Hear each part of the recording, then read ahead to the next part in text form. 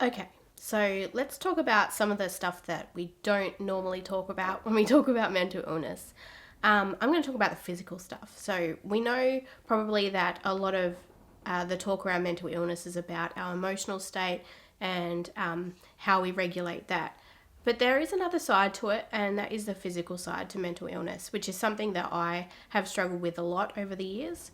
Um, there's a lot of talk about with mental illness, it's not a real illness and maybe they just need to get over themselves. I've heard that a lot. I've actually heard it a lot for myself. But actually, there's a lot of things that happen within your body when you're experiencing mental illness. For me, I'll talk a lot about anxiety because that's my personal experience and I'm not an expert in any areas, but this is just my story. But for me, I have experienced a lot of physical symptoms as a result of stress and anxiety over my life. And, it's a really terrible thing because the main gist for me for anxiety is that fear, takes over your life. So when we're talking about getting physical symptoms, so I'm talking about things like chest pains and tightness and shortness of breath. I know, which is a scary thing to talk about during COVID, but I'm talking about anxiety. But, things like, stomach cramping and having weakness down one arm along with your chest pains, which sounds like, symptoms of heart attack and things like that. I've had tension headaches and I've had situations where my temples have pulsated with pain and I've thought, what's going on? You can experience numbness in different areas. I've had numbness in my face and numbness in my arms and legs and things like that. I've experienced times when eating has been a real task for me. And so I've rapidly lost weight, which means after, going through a new season of maybe not experiencing anxiety like I did back then, that actually I probably caused a lot of damage to my body with that weight loss, and now I'm dealing with the opposite problem, that actually my body can't regulate itself to the way that it should. So that brings on weight gain as well. So in saying that, what I'm saying is that there's a lot of physical symptoms to mental illness, and these symptoms aren't just passing things. They're actually things that you deal with probably for the rest of your life, because as we know, mental illness, while you can have some really low lows, there are also times when you think, oh, maybe my anxiety isn't so bad these days. So I would say I'm in that space right now. My anxiety is not something that inhibits my life from a day-to-day basis. However, it does rear its ugly head sometimes, and so I'm aware of that.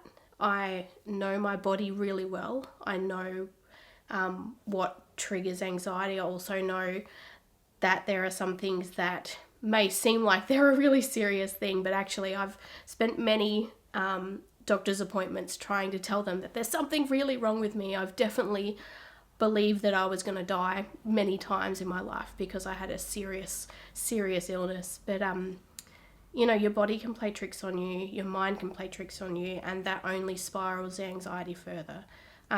It doesn't mean that it's not real though. These physical symptoms are real and they affect our everyday life, and it's not something you can switch on and switch off. And so I think in saying that, I want to talk to those who experience these things to say, learn your body, understand it, always get checked. If you feel like there's something serious, and, find a GP that actually takes you seriously too.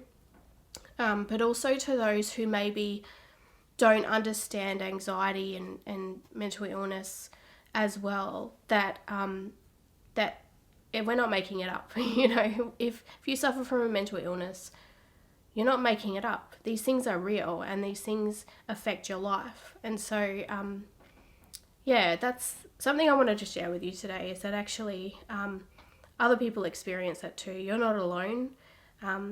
It's real and it's awful. But for me, I'm dealing with the repercussions of some things that happened to me through anxiety years ago, and my body is still not recovered from that. I'm not sure if it ever will be. And I live with that. It's not my fault. It's no one's fault. It's part of the illness, and it's something that you carry every day. So you're not alone. if you're experiencing this, there are other people that experience it. Find good people to rally around you to understand your situation, and just continue on as best you can. And for those who don't experience these things, understand that, you know, there are people battling things maybe every day that they're not even talking about. So be kind always.